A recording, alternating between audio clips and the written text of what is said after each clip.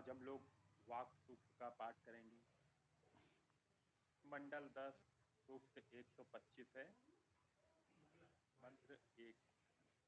ओम अहम रुद्रेभि वसुभि चरामि। अहम आदित्ये उत वैश्वदेवः। अहम मित्रा वरुणा उभा विभर्मि। अहम इंद्राग्नि अहम अश्विना उभा। रुद्रों वसुओं के साथ चलूं, आदित्य तथा जो विश्वदेव। मैं मित्र वरुण को धारण कर, मैं इंद्र अग्नि अश्विना धरे। ओम अहम सोमम आह समभिभर्मि। अहम तष्टारम उत विसुरम्भगम। ओम अहम दधामि द्रविणं हविष्मते। सुप्रावयो यजमानाय सुन्वते। आहननशील जो सोम तथा त्वष्टा पूषा भग को धारण।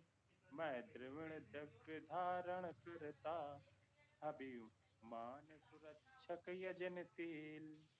ओम अहम राष्ट्री समगमनी वसूनां। चिकीर्षुषि प्रतिमा यजीनानाम्। ताम मा देवा वि अदतु पुरुत्वा।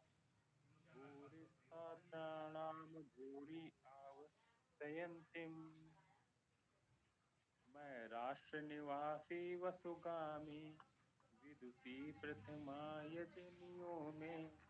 देखा मुझे बहुतों में बहु अविस्मयी। ओम। हाँ, सीताराम जी, सुधीर जी, पुलकित जी, करें, आगे बढ़ें आप लोग, इसको भी करना है।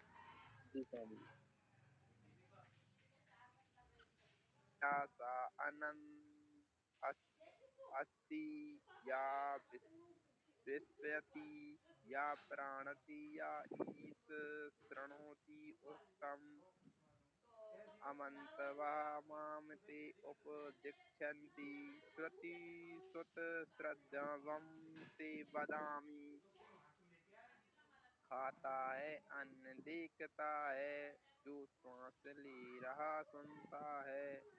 जो मुझे न माने उसका क्षय, जो कहता श्रद्धे वचन। ओम अहम एव स्वयं इदं वदामि। जुष्टं देवेभि उत मनुष्यभि। यम कामे तम उग्रं कृणेमि। तम ब्रह्मणं तम ऋषिं तम सुमेधाम्। मैं ही कहता हूँ स्वयं ते देवों ने मनुष्य को देव लिए। मैं ही ऊंचा प्रगतिशील उन्नत ऋषि मेधा मैं कर दूं।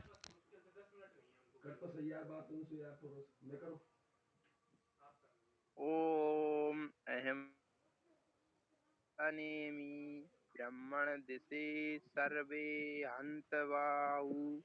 अहम जनाय समदं कृणोमि। अहम धाव्या पृथ्वी आविशेष। मैं रुद्र हेतु धन को तानू, जो ब्रह्म देश को मार सके। मैं लोगों को आसादन करूं, ध्याता पृथ्वी में प्रविष्ट। ओम अहम सुपे पितरम अरणमुर्धन। इमं योनि अपसु अंत समुद्रे। ताता तिष्ठे भुवना असु अनु विश्वा। उत उमूम ध्याम वर्णा उत स्पृतसामि। मैं ही पितरों का सृजन करूं। मम योनि समुद्र आप में है, सब भवन प्रतिष्ठित उससे ही। संस्पर्श करूं मैं धो को भी। आगे करिए।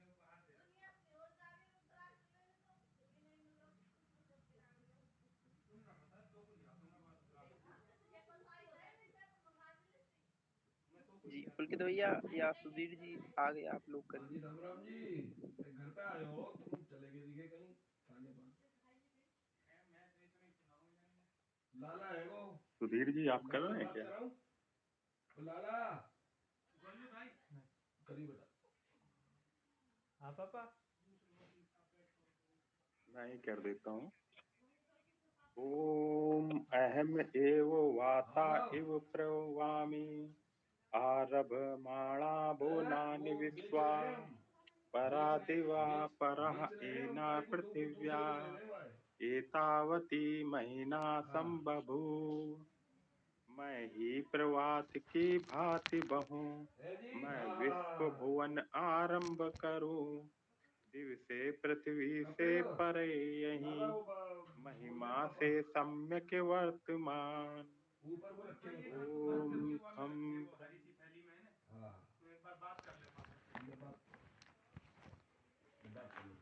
ओहो,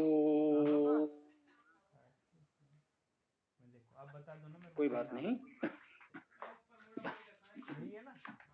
हम लोग मिले भी, कम से कम ये नवीन सूक्त जो सायंकालीन कक्षा में प्रारंभ हुआ था उसका पाठ आपने किया। भाई अमरदीन के नाम से एक स्टोरी तो ना ही अभ्यास हुआ। यदि आप लोगों का कोई प्रश्न है तो बताएं, अन्यथा कुछ संक्षिप्त चर्चा हम करके फिर उसको समापन करेंगे। खरीद रहे हो आप? अरे हमने लियो यार गो सेवा के लिए, गौशाला के लिए। हाँ भाई सुधीर, कुछ बोलना है? तो हमने यार या कि कागज फागज सारे वो तो है ना। नहीं गुरुजी।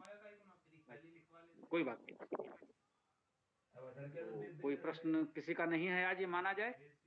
कागज तो पक्के से है ना। स्वामी जी, कल ईसा पुत्र भैया बात कर रहे थे आपसे, कह रहे थे इस प्रथम मंत्र के बारे में, जैसे आज के समय में हिंदू मुस्लिम करके कुछ ज्यादा हो रहा है, तो क्या आदित्य का ईश्वर मतलब साथ देते हैं, तो क्या हिंदुओं का साथ देगा ईश्वर?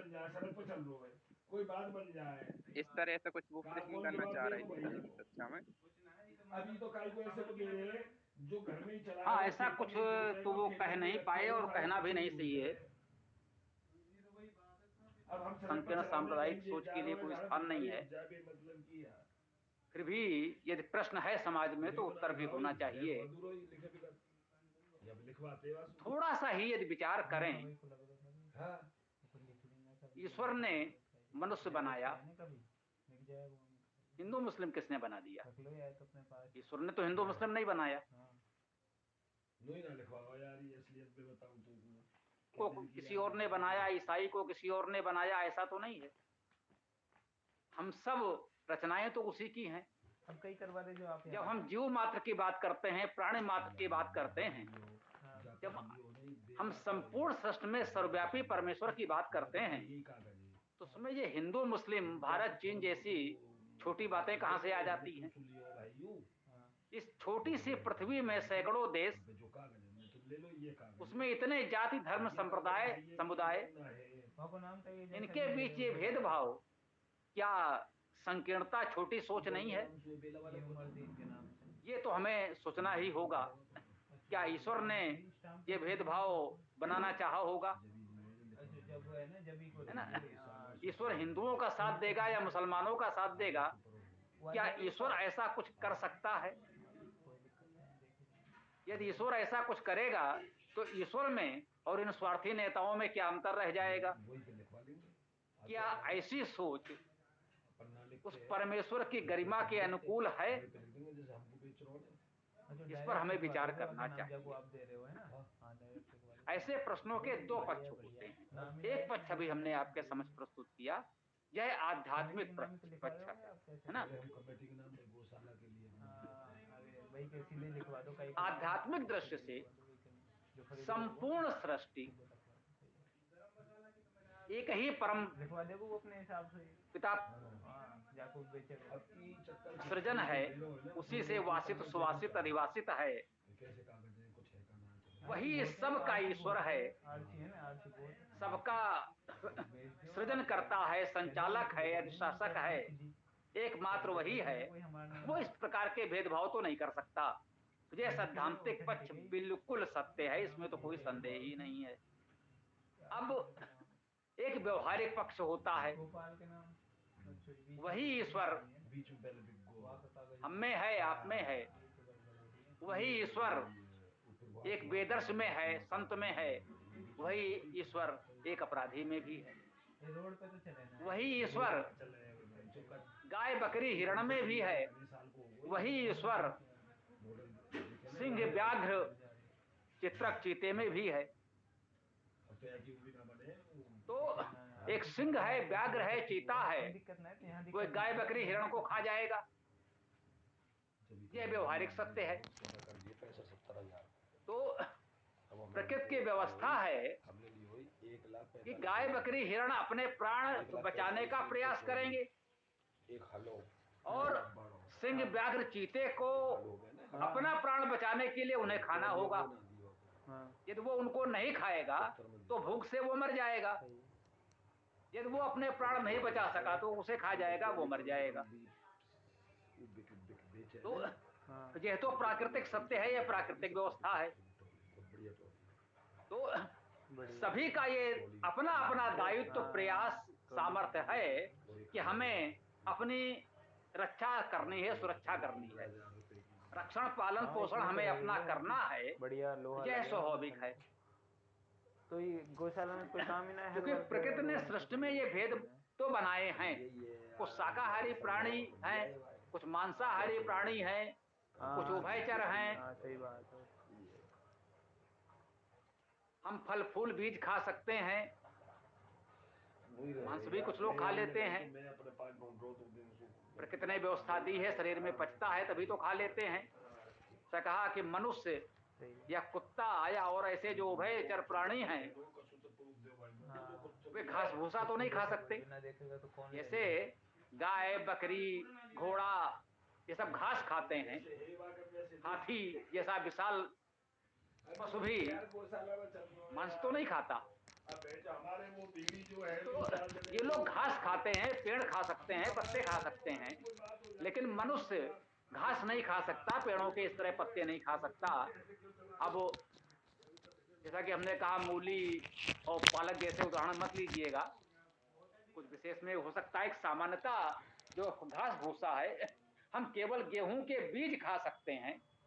और ये जो वनस्पति घासाहारी प्राणी हैं, गाय बकरी भैंस, ये तो पूरा का पूरा गेहूं का खेत चर जाएंगे, ये पूरा पौधा खा जाएंगे। हम गेहूं का पूरा पौधा नहीं खा सकते, केवल बीज खा सकते हैं। तो ये व्यवस्था जो प्रकृति ने बनाई है उसके अनुसार सबको जीवन जीना है और अपनी सुरक्षा करनी है। आज का विषय केवल इतना था कि गाय बकरी हिरण को अपनी सुरक्षा करनी है और सिंह व्याघ्र चीते को अपने जीवन की रक्षा के लिए उनको खाना भी है। तो अपनी सुरक्षा करना तो सबका अधिकार है, सबका दायित्व है। भोजन के अतिरिक्त ये मांसाहारी प्राणी भी अनावश्यक हत्याएं नहीं करते। केवल अपने शक्ति का प्रदर्शन करने के लिए वो जानवरों को मार मार कर फेंकते रहे, ऐसा शेर नहीं करता। सिंह व्याघ्र ऐसा नहीं करते। उन्हें भूख लगती है तो अपने भोजन के लिए ही मारते हैं, अनावश्यक हिंसा तो वो भी नहीं करते। ये प्रकृति की व्यवस्था है। हिंसा तो उन्हें करनी है, मारना है, खाना है। हमको भी वृक्ष वनस्पतियों को खाना है, उसके बिना हमारा भी जीवन नहीं है। हम कहे साहब हम गेहूं नहीं खाएंगे, साहब वो तो पौधा है, दूसरे का प्राण है, गेहूं से दूसरा पौधा उग सकता है, हमने खा लिया। हाँ, लेकिन हम नहीं खाएंगे तो क्या करेंगे? अपने जीवन की रक्षा करनी है।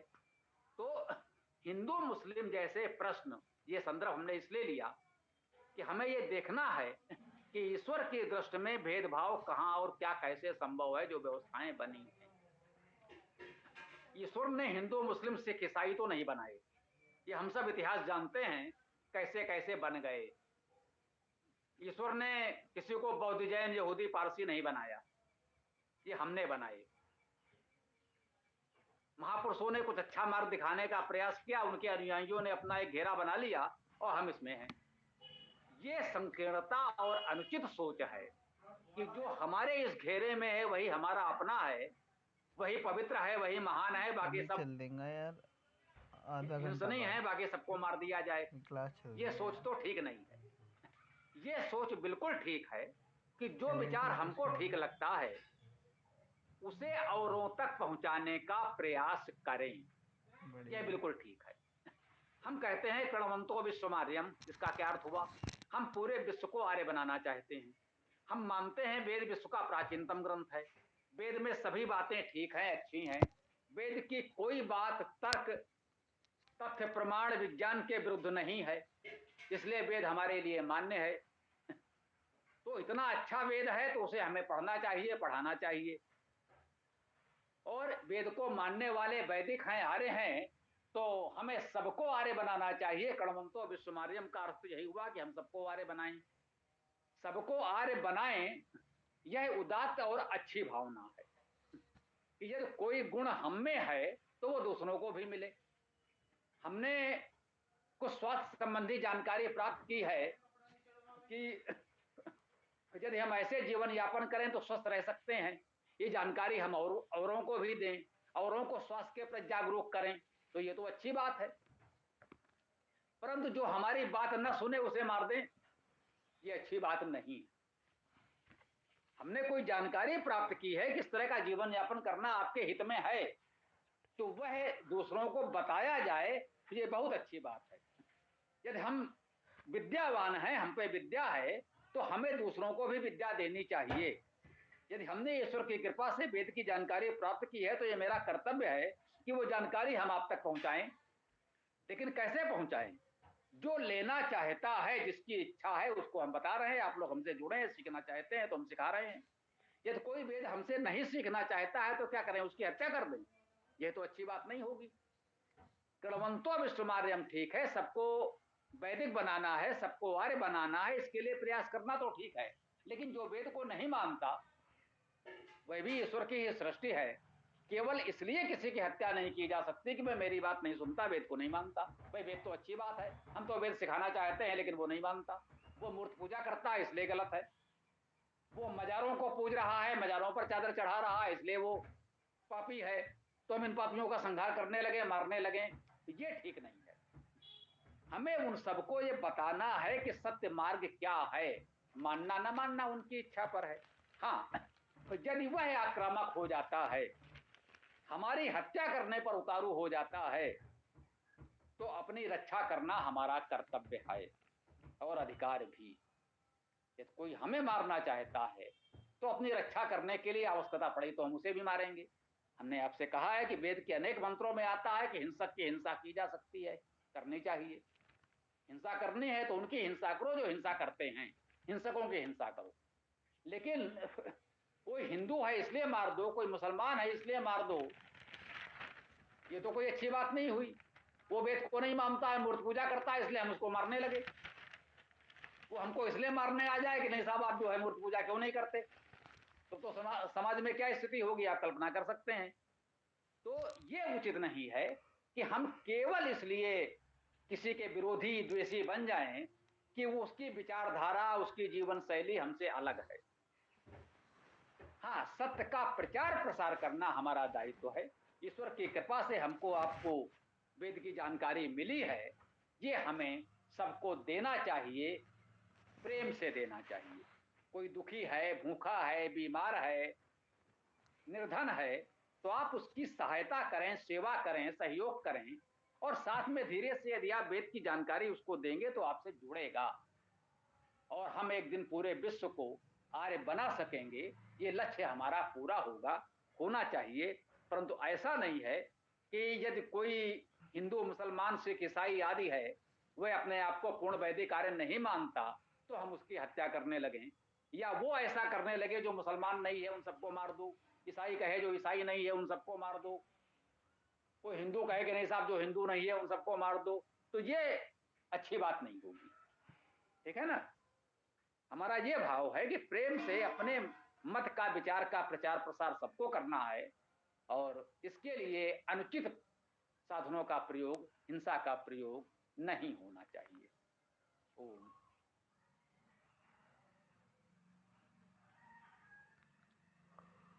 बोलिए। जी स्वामी जी, समझ आ गया।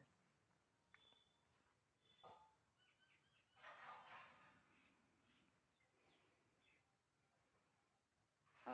किसी को और कुछ कहना है या फिर समापन की ओर बढ़ें?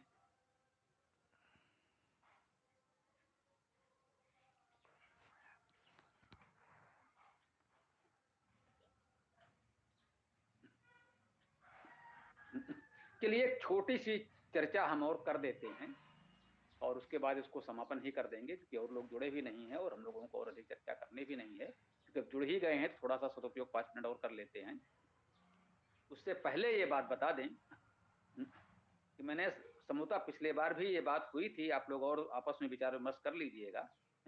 यदि ऐसा लगता है कि ये रविवार के प्रातःकालीन कक्षा अतिरिक्त है, इसका कोई विशेष उपयोग नहीं है, तो हम लोग इसको समाप्त कर सकते हैं। कृपया बातचीत करके और कोशिश करें 2-3-4 दिनों में इस पर कोई निर्णय ले लें। यदि उपयोगिता है तो चलती रहे, अच्छी बात है। आज संयोग से नहीं जुड़े तो ये महत्वपूर्ण बात नहीं है, कोई बात नहीं, हो सकता है अगली बार बहुत लोग जुड़ जाएं। कई बार हुआ है, बहुत लोग जुड़ गए हैं, संयोग से कभी नहीं हो पाया, कोई बात नहीं। जैसे अजी सापुत्र जी की ही समस्या उन्होंने बताई कि भाई अब जो भी है उनकी पारिवारिक समस्या है, किसी और के साथ भी हो सकता है, तो संयोग से केवल आज की बात को ही मानक ना बनाएं, फिर भी आपस में चर्चा कर लेके इस पर भी मेरा विचार है 2-3-4 दिनों में निर्णय ले लिया जाए तो अच्छा रहेगा, ठीक है। और केवल मुझे लगता है कुछ ही 1-2 मिनट में हम अपनी बात एक थोड़ा सा करके इसको समापन करेंगे आज। इधर कुछ पंचांग की बात आई है, तो बहुत संक्षेप में ये मैं कहना चाहता हूं कि सभी विषयों के कुछ मूलभूत सिद्धांत होते हैं, वो समझ लीजिए। पंचांग या ज्योतिष के मौलिक तत्व आप समझ लें, अयन और संपात, बस केवल इतना बताएंगे आज। हम आपको बता चुके हैं, फिर भी थोड़ा स्पष्ट हो जाए आपको। वर्ष को 12 मास में विभाजित किया गया है, 12 मास होते हैं और 6 ऋतुएं होती हैं, ये जानना चाहिए आपको। 6 ऋतुएं हैं और 12 मास हैं, अर्थात 2 मास की एक ऋतु होती है, ये आपको जानना है। 12 मास सब लोग जानते हैं और 6 ऋतुएं होती हैं, 2-2 मास की 6 ऋतुएं हो गई, ये आपको जानना होगा। 2 मिनट में। और पूरे 12 मास एक वर्ष को 4 प्रमुख बिंदुओं में आप विभाजित कर सकते हैं, वो भी 2-2 हैं, 2 अयन और 2 संपात। अयन का अर्थ होता है गति, ई आय गतो धातु से अयन शब्द बना है, इसका अर्थ है गति। अयन 2 होते हैं, उत्तर अयन उत्तरायण या दक्षिण अयन दक्षिणायन। सूर्य जब परम दक्षिण में पहुंच जाता है, अर्थात मकर रेखा पर पहुंच जाता है, उसके बाद वो उत्तर की ओर उसकी गति प्रारंभ होती है।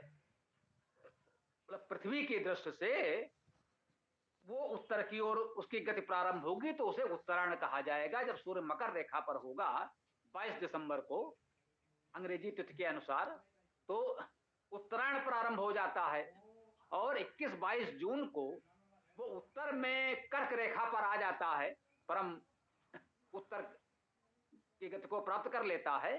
तो 21-22 जून को कर्क रेखा पर आने के पश्चात पुनः वो दक्षिण की ओर मकर रेखा की ओर चलना प्रारंभ कर देगा, तो इसे दक्षिणायन कहा जाएगा। तो वर्ष को 2 भागों में बांटा गया, उत्तरायण और दक्षिणायन।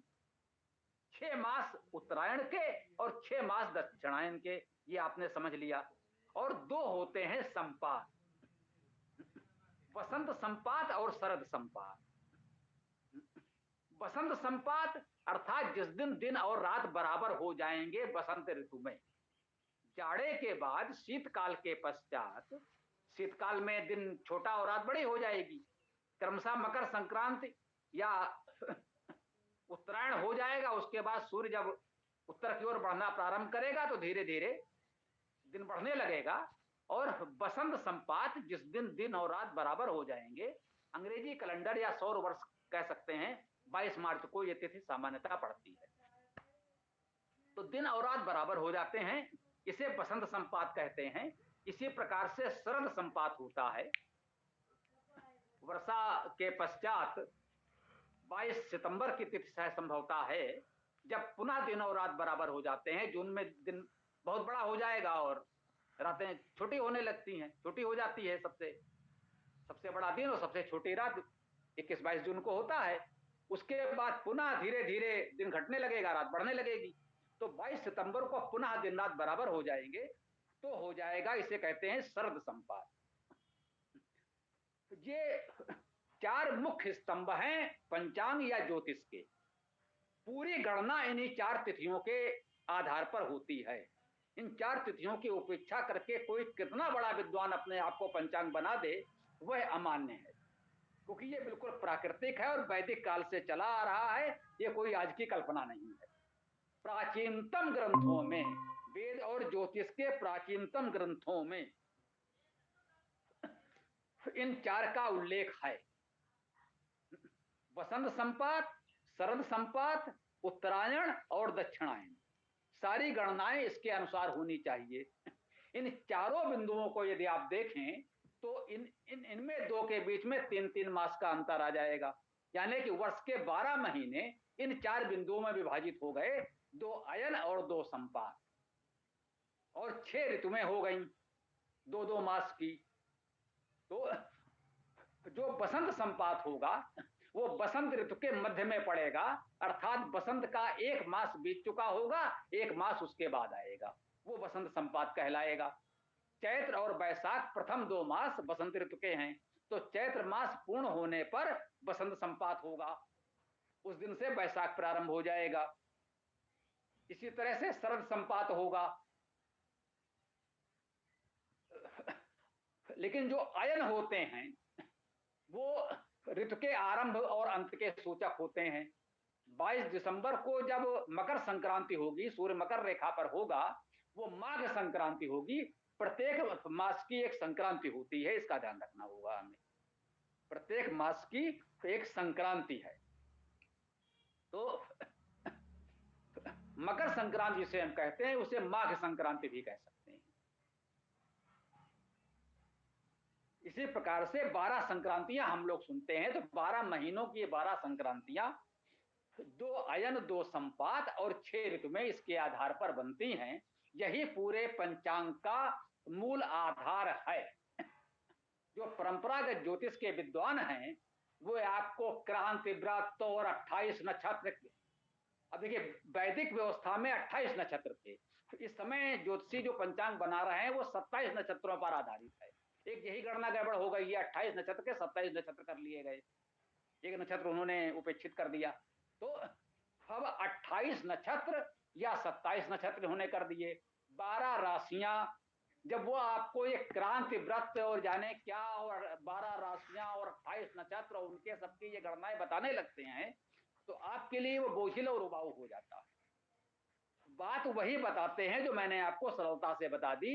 मुख्य बिंदु यही 4 हैं, 2 अयन 2 संपात, 19 इससे बने हुए 12 मास और 6 ऋतु। पूरा पंचांग इसी पर चलता है। इतनी जानकारी आपको है, ये आपने भूगोल में पढ़ा होगा, भौतिकी में पढ़ा होगा, यही सारे पंचांग का मूल है। बस इतना आप जाने रहें तो समझिए कि आप ज्योतिष और पंचांग के पर्याप्त जानकार हैं। ओम। हाँ, शशांक जी जुड़े हैं, क्या कुछ कहना चाहते हैं? नहीं स्वामी जी, अब सुन रहा हूँ, धन्यवाद। हाँ, तो हम लोगों की बात लगभग पूर्ण हो गई है, तो यदि आप कुछ कहना चाहें तो बताएं या फिर हम लोग इसको समापन करेंगे। थोड़ा सा विलंब से आए आप, कोई बात नहीं, स्वागत है। स्वामी बाहर था ना, अभी जुड़ा हूँ जी। ऐसे पूछने की बात नहीं है, ये आपकी बात सुन नहीं रहा था, ज्ञान विजय प्राप्त कर रहा था। जी जी। तो सायंकालीन कक्षा में जुड़ते हैं। सायंकालीन कक्षा तो 7 दिन होती ही है, ये तो एक विशेष था, ये रख लिया गया है। कुछ बातें, कुछ प्रश्न सायंकालीन कक्षा की मर्यादा में नहीं हो पाते हैं, तो यहाँ पर कोई भी प्रश्न किया जा सकता है। इस दृष्टि से हम लोगों ने रविवार की प्रातःकालीन चर्चा रखी है। ये सायंकालीन कक्षा में तो केवल उसी मंत्र पर प्रश्न करते हैं और अन्य विषयों पर चर्चा वहां नहीं करते, तो ये कर लेते हैं। तो फिर हम लोग समापन ही करें।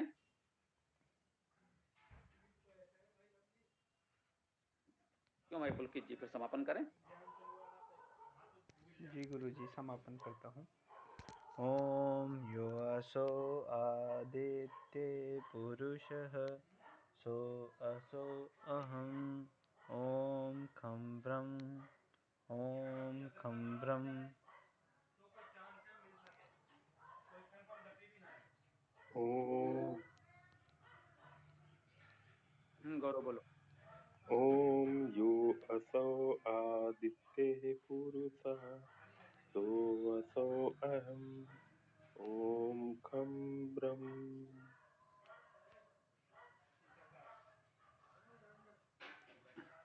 ओम। ठीक है, फिर सायंकालीन कक्षा